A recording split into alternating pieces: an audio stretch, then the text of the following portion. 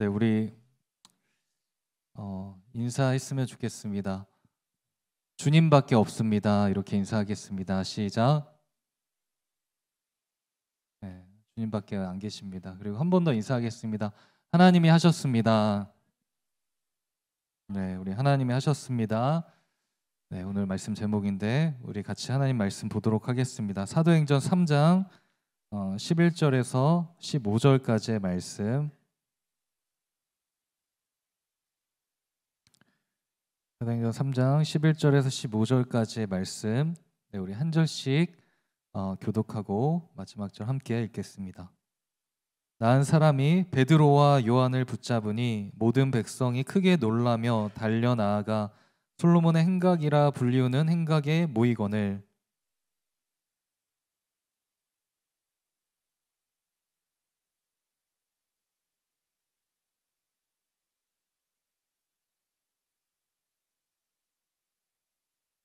아브라함과 이삭과 야곱의 하나님 곧 우리 조상의 하나님이 그의 종 예수를 영화롭게 하셨느니라. 너희가 그를 넘겨주고 빌라도가 놓아 주기로 결의한 것을 너희가 그 앞에 거부하였으니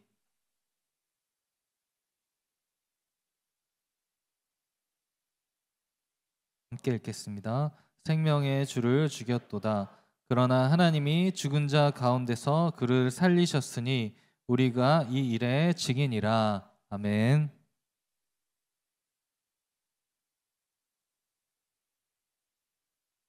제가 고등학교 때 밴드부를 했었습니다.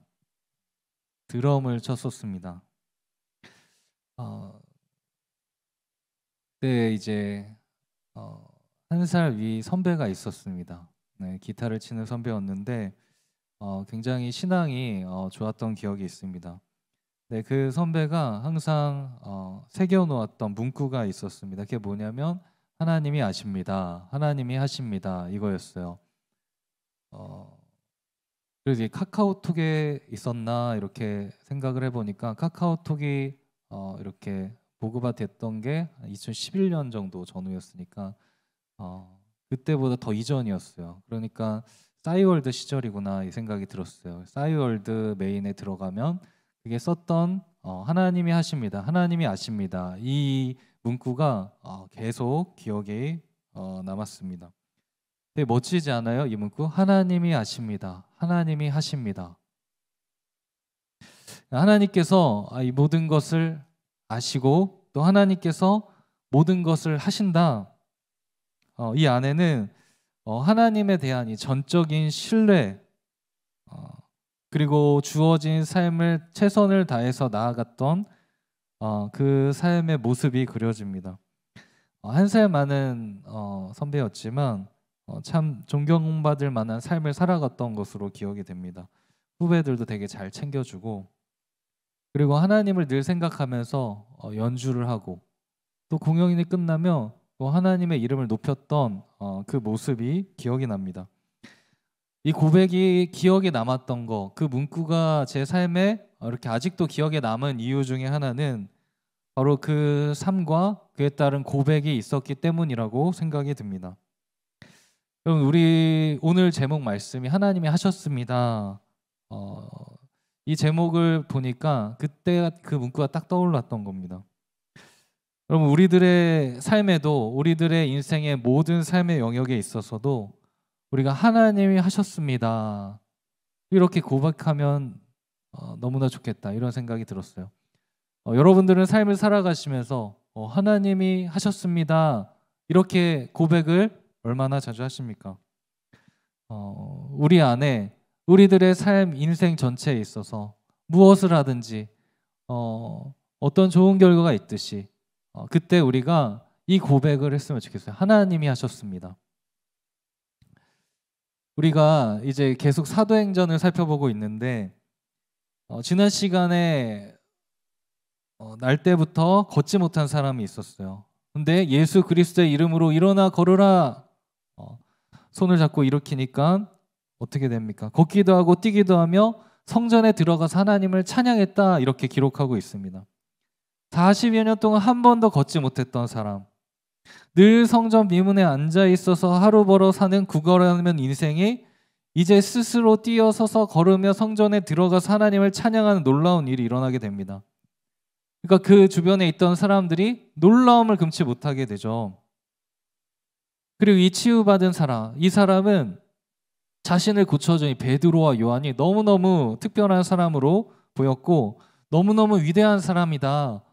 이런 사람들 언제 만날 수 있을까? 그런 생각을 했을 것입니다. 그래서 이 사람이 치유받은 사람이 치유함 받은 사람이 베드로와 요한을 붙잡죠. 왜 11절 말씀입니다. 같이 읽어볼까요? 시작. 나은 사람이 베드로와 요한을 붙잡으니 모든 백성이 크게 놀라며 달려나아가 솔로몬의 행각이라 불리우는 행각에 모이거늘. 그렇죠. 자신을 40년 동안 그렇게 평생 앉아서 살았던 인생을 고쳐준 이 베드로와 요한을 보면서 너무나 이 사람을 붙잡고 막 있는 겁니다. 주변에 있던 사람들이 거의 유동인구가 많았다 그랬잖아요. 미문 앞에 사람들이 딱 보면서 깜짝깜짝 놀라는 겁니다. 그래서 이 솔로몬의 행각에 가게. 솔로몬의 행각. 그리고 사진을 한번 보면요. 지난주에 여기가 어디 있어? 미문이 저기였죠. 미문 보이죠? 미문 앞에서 계속 굴거를 했었던 인생인데 이제 성전 안으로 들어가서 찬양도 하고 걷기도 하고 뛰기도 했다. 그리고 지금 오늘 어디에 보냐면 어디에 지금 모여 있냐면 솔로몬 행각에 모여 있다라고 나오고 있어요. 우리 사진을 한번 다른 것도 한번 띄워주시면 여기가 솔로몬 행각이죠. 이쪽에 저기가 미문이고 저기 솔로몬 행각 오른쪽에 있죠. 위에 이렇게 보면 위에 지붕 같은 게 이렇게 쭉 있고 기둥들이 이렇게 있고 복도 느낌이 나는 그런 곳입니다. 솔로몬 행각에 사람들이 모여가지고 이야기도 나누고 그곳에 모여가지고 만남의 광장 같은 그런 느낌도 있었습니다. 특별히 여기 써 있는 것처럼 유대 민족주의자들이 보통 그곳에 많이 모여 있어서 그러니까 반로마, 그렇죠? 반로마죠, 반로마. 적대적인 이 로마의 적대적인 그 사람들은 저기에 모여 있었습니다. 그래서 이제 유대인들 중심으로 모여 있었겠죠. 저기에 평생 걷지 못했던 이 사람, 그 사람이 막 뛰어서서 걸으니까 어떻게 해요? 사람들이 저쪽으로 어떻게 다 이렇게 모이게 된 겁니다. 솔로몬 행각에 모여 있는 상황. 이제 베드로와 요한이 저기 앞에 있는 겁니다. 둘러싸여가지고 많은 사람들에게 둘러싸여서 이 앉아서 평생 걷지 못했던 사람이 붙잡고 있는 요한과 이 베드로를 보게 됩니다. 이 베드로는 이제 솔로몬 행각에서 이제 무엇인가 말을 할 기회가 생긴 거죠. 그때 베드로가 무슨 이야기를 합니까? 11절, 12절, 13절 말씀 보면 나은 사람 베드로와 요한을 붙잡았어요. 그래서 사람들 놀랍게 여기며 이 솔로몬의 행각으로 그곳에 가게 됩니다. 12절 말씀 보면 베드로가 이제 이야기합니다. 이스라엘 사람들아, 유대인들아, 이 일 왜 놀랍게 여기느냐? 우리 개인의 권능과 경건으로 이 사람을 걷게 한 것처럼 왜 우리를 주목하느냐? 그러니까 이목이 막 집중이 되는 거예요. 와, 저 사람 40년 넘게 저렇게 있었던 사람이 어떻게 베드로, 요한 저 사람에 의해서 지금 일어나게 됐구나. 되게 신기하다. 저 사람들 도대체 누구냐? 이런 생각을 했었던 거예요. 그때 베드로가 13절 말씀도 보면 그때 뭐라고 얘기해요? 아브라함과 이삭과 야곱의 하나님 곧 우리 조상의 하나님이 그의 종 예수를 영화롭게 하셨느니라. 그리고 그 뒤에 이야기를 하는데 베드로가 얘기하는 것은 핵심이 무엇입니까? 여러분들 이 사람 고쳐온 거는 제가 한 것이 아닙니다. 그렇죠? 우리가 한 것이 아닙니다. 베드로가 하는 것은 그 자신에게 주목받는 그것을 어떻게 해요? 하나님, 우리 조상의 하나님이 예수를 영화롭게 하셨다. 사실 그 치유의 초점이라기보다는 그 주목받았을 때 이것을 누가 한 것이냐? 결국 그 예수님이라는 분이 계시는데 그분이 하셨다. 근데 그분은 어떤 분이시냐? 하나님께서 그분을 높여주신 분이시다. 이 비슷한 내용이 있어요. 여러분 바울이 1차 전도 여행 때 루스드라에서 바울과 바나바가 이 비슷한 일을 겪지 않았습니까? 그때도 루스다에 나면서부터 걷지 못했던 사람이 있었어요. 그때 바울이 그 사람을 만나게 됩니다. 그걸 마주하게 되어 바울이 그 사람을 봤고 그 사람도 바울을 봤습니다. 근데 그 사람 안에 구원받을 만한 믿음이 있었던 것을 본 것입니다. 그리고 바울이 그 사람에 말했어요. 내 발로 일어나 걸어라. 그러니까 그 사람이 또 일어나서 걷게 되는 역사가 있었습니다. 거기 있던 사람들이 이것을 보면 깜짝도 놀라는 겁니다. 이 사람들 보니까 저 기적은 아무도 할 수 없는 것이다. 신이다. 신의 형상으로 왔다 이 땅에. 그러면서 바나바 바울을 뭐라고 해요? 바나바 제우스라 그러고 바울을 헤르메스라고 얘기합니다. 그러니까 바울과 바나바가 주목이 되면서 이 사람들이 엄청난 기적을 행하고 이 앉아 있었던 사람, 걷지 못했던 그 사람을 일으키는 모습을 보니까 바울과 바나바가 대단한 사람, 특별한 사람이라고 주변의 무리들이 그렇게 생각했습니다. 그때 뭐라고 얘기해요, 바울이? 바울과 바나바가 그때도 무엇을 얘기하냐면 옷을 찢었다. 무리 가운데 들어가서 막 소리를 막 질렀다. 전 여러분들과 똑같은 사람입니다. 성정을 가진 똑같은 사람입니다. 제가 이렇게 복음을 전하는 것은 이 천지를 지으신 그 하나님, 그 살아계신 하나님, 그 살아계신 하나님께 여러분들이 돌아오게 하기 위함입니다. 그렇게 이야기해요. 그러니까 바나바와 바울도 자기에게 주어진 그 이목과 집중과 칭찬과 영광을 받을 수 있는 것을 바로 하나님께 올려드리는 거죠. 그러니까 바울도 그렇고 오늘 베드로의 반응도 비슷해 보입니다.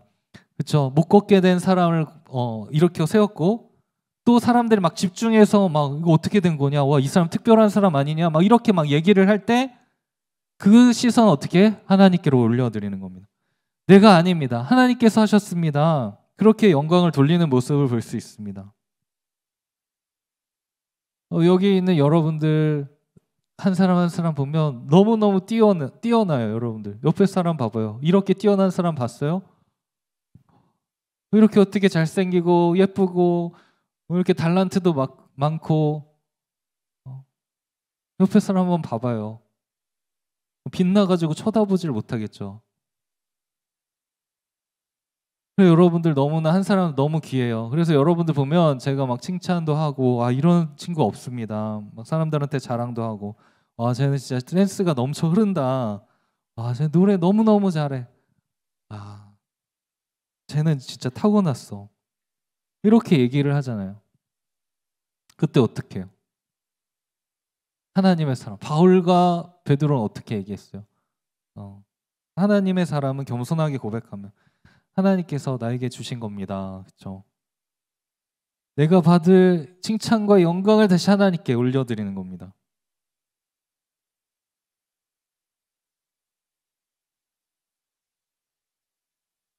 연예대상 같은 데 보면 그렇잖아요. 그 영광 하나님께 올리잖아요. 그러니까 그 어떤 사람들은 그거 그냥 거기서만 하는 고백이다. 거기서만 하면 고백이 되면 안 되겠죠. 그런데 그것을 자기 것이 아니라 그것이 하나님께로부터 왔음을 고백하는 그 고백, 그 겸손 너무나 멋진 겁니다. 제가 그 선배를 존경했던 이유도 역시 막 공연이 다 끝나고 나서 사실 그런 밴드 그런 막 음악 그런 장르도 아니고 근데 거기서 끝나고 갑자기 하나님을 얘기를 해요. 되게 맞지 않다 이렇게 생각할 수 있는데 저는 그 마음의 중심을 받거든요. 와, 참 어떻게 저렇게 고백할 수 있을까? 그러면 또 생각을 할 수 있어요. 사실 그곳에서 뭐 연예대상이나 아니면 무엇인가 우리가 뭔가 뛰어난 걸 하고 나서 우리가 하나님에 대해서 감사합니다 고백하는 걸 너무 쑥스러워하는 건 아닌가? 왜냐하면 우리가 이것을 나를 낳아주신 부모님께 감사합니다 이렇게 고백하는 거 어색해요, 안 어색해요? 어색하지 않죠. 그렇게 왜 하나님께 고백하는 거 왜 우리 어색하고 창피한다고 생각을 할까? 이 생각을 또 해봤어요. 근데 그렇지 않아요. 정말 하나님이 살아계시고 그분이 나에게 이 모든 것들을 주셨으니까 그분한테 감사합니다. 이게 어쩌면 너무 자연스러운 것이 아닌가, 저는 그런 생각을 하게 됐어요. 그러니까 베드로가 우리가 한 거 아니에요. 우리가 한 것이 아닙니다. 하나님께서 하신 것입니다. 여러분, 이 고백이 우리들의 삶에 우리들의 중심에 있게 되기를 소망해요. 그래서 우리들의 인생이 우리 게 아니잖아요, 사실. 우리 게 아니에요. 잠깐 있다가 주님 부르시면 또 언제든지 가야 돼. 근데 나에게 이 귀한 어떤 능력이나 특별함을 주셨다면 그 시선을 다시 하나님께 올려드리는 거. 하나님께서 하셨습니다. 그리고 베드로가 그 상황에 수많은 사람들이 이목을 집중하는 사이에 하나님께서 하셨습니다 하면서 끝이 아니고 계속해서 이야기합니다. 그 시선 하나님께 돌리고 거기에 있는 유대인들을 향해서 복음을 전해요. 복음을. 항상 그 안에 가지고 있었던 복음, 생명의 메시지. 어떻게 보면 갑자기 다가온 거예요. 갑자기.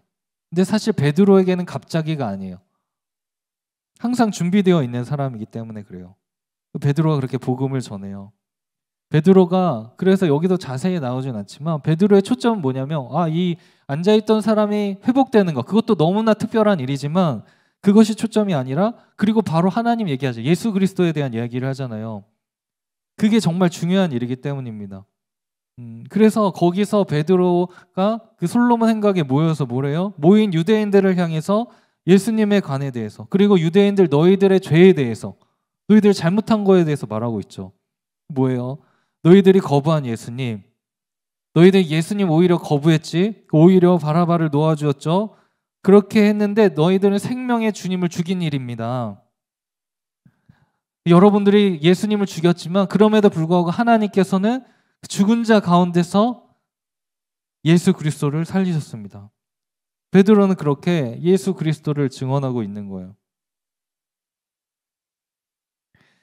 베드로가 이렇게 그냥 이렇게 쭉 얘기할 수 있었던 것, 단순히 이 사건뿐만 아니라 그의 삶은 계속해서 예수 그리스도를 증언하는 삶을 살았기 때문에 그렇습니다. 그래서 베드로가 이 예수 그리스도에 대한 이 복음을 전하고 나서 마지막에 뭐라고 고백해요? 15절 말씀 하반절 함께 읽겠습니다. 시작. 그러나 하나님이 죽은 자 가운데서 그를 살리셨으니 우리가 이 일의 증인이라. 아멘. 베드로가 예수 그리스도의 죽으심에 대한 상세한 가정, 그리고 유대인들에 의해서 죽었던 그 이야기, 그렇지만 그 예수님은 거기서 끝이 아니라 부활하셨다. 이 부활에 대해서, 그 사실에 대해서 증인이다라고 고백을 하는 것입니다. 여러분, 증인이 뭐예요? 증인, 본 것을 말하는 사람이죠. 베드로가 언변이 뛰어냈을지도 모르겠지만 그냥 베드로는 사실 본 것을 얘기해요. 유대인들 너 그때 죽였지. 근데 예수님 다시 살아나셨다. 사실이에요, 사실. 그 증언이 실제적인 사건이고 사실이기에 2000년이 넘도록 지금 우리들에게도 이 복음이 전해진 것 아니겠습니까? 여러분들, 오늘 우리가 이 말씀을 통해서 기억하기 원해요. 첫 번째는 뭐예요? 우리들에게 시선이 지목될 때, 시선이 집중될 때 우리는 우리의 영광을 받기 위해서가 아니라 그것을 주신 분에게 돌려드려야 된다. 이 사실을 기억하기 원합니다. 그때 어떻게 해요? 하나님이 하셨습니다. 하나님이 하셨습니다. 이 고백. 이 고백을, 이 베드로의 고백을 우리가 기억하길 원합니다. 두 번째, 복음을 전할 수 있는 기회는 어떻게 보면 갑작스럽게 올 수 있다. 그 기회가 여러분들에게 주어졌어요. 내가 그렇게 예수님께로 인도하고자 했던 그 영혼이 갑자기 물어봐. 예수님 왜 믿는 거야? 이럴 때 여러분도 어떻게 대답할 준비가 되어 있어요? 준비가 되어 있어야 돼요. 소망에 관한 이유를 묻는 자들에게 두려움, 온유로 준비할 것을 항상 준비해라. 대답할 것을. 그러니까 우리가 갑작스럽게 우리에게 복음을 전해줄 수 있는 기회가 딱 주어졌을 때 복음을 전할 수 있는 준비가 되어야 된다. 그렇죠? 베드로처럼 그냥 있는 거 얘기하는 거. 삶으로 살아면서 예수님과 함께했던 그 얘기하면 돼요. 예수님에 대한 아는 거 그거 이야기하면 되고. 그러니까 그 준비가 우리가 얼마나 되어 있는지 돌아봐야 될 거야. 세 번째 뭐예요? 증인은 본 것을 그냥 말하는 자들이에요. 늘 그렇게 그냥 삶으로 살아가는 자들이에요. 그러니까 여러분들, 저희는 한 주 동안 학교도 가고 직장도 가도 알바도 하지만 나는 어디 회사에 다니는 것을 너무 뿌듯하게 생각, 그것이 나의 정체성입니다. 이렇게 말할 수 있는 사람이 있을지 몰라요. 난 어떤 학교의 학생으로서 자부심이 있고 그것이 나의 정체성입니다. 이렇게 얘기할 수 있는 사람들이 있을 수 있어요. 근데 여러분들, 그것은 두 번째, 세 번째 정체성이죠. 여러분들의 가장 근본적인 정체성이 뭐예요? 베드로의 정체성이요. 이 일의 증인이다. 올해 우리 예수 그리스도의 증인이 또 우리 청년부의 주제 아닙니까? 그러니까 우리들의 삶은 증인의 삶이다. 옆에 사람한테 알려주세요. 당신의 삶은 증인의 삶입니다. 시작. 네, 증인의 삶이라는 거예요. 말씀을 맺으면서 여러분들, 베드로가 사람들에 의해 주목을 받았을 때 그것은 자신의 능력으로 걷지 못한 자가 치유된 것이 아니다. 모든 것 하나님께서 하셨습니다. 이 고백을 했었던 것을 기억하기를 원해요. 여러분, 특별히 우리가 이제 공동의 사명, 이제 증인 프로젝트를 준비하면서 이제 녹음 집회를 또 준비하면서 우리 기도 제목 중에 우리는 사라져요. 우리는 사라져요. 오직 주님만이 높임 받으셔야 됩니다. 모든 과정 속에, 모든 결과 속에 우리가 이 고백을 하셨으면 좋겠어요. 하나님이 하셨습니다. 그렇죠? 하나님이 하셨습니다. 여러분들, 누군가 여러분들에게 또 관심을 가지고 예수님에 대해 물어볼 때 예수님 이런 분이십니다. 하나님 이런 분이십니다. 이렇게 고백할 수 있기를 바라요. 우리들의 삶이 증인의 삶을 살다가 이곳에서 모여서 예수 그리스도의 증인으로 살았던 삶을 또 돌아보며 그 가운데 행하셨던 하나님을 찬양하며 감사하며 나아가는 시간이 바로 이 시간이에요. 한 주 동안 예수님과 하나님과 관계없이 살다가 이곳에 와서 노래하는 거는 아무 의미가 없어요. 일주일 동안 주님과 아무것도 관계 아무것도 없다가 하나님과 이야기 아무것도 없다가 하나님을 찬양한다. 그 찬양이 아닐 수도 있다는 거예요. 더 깊은 찬양, 더 깊은 고백은 어떻게 돼요? 우리들의 삶에서 주님의 뜻대로 살아가며 그 깊은 관계를 누리면서 증인의 삶으로 살다가 주님 말씀 따라가다가 때론 거절도 당해보고 때로는 외면도 당해보고 때로는 그 가운데 하나님 주시는 큰 기쁨도 누려보며 그리고 하나님 앞에 예배할 때 하나님이 그 예배 기쁘게 받으시지 않겠어요? 그러니까 우리들의 삶이 예수 그리스도의 증인의 삶이 되시기를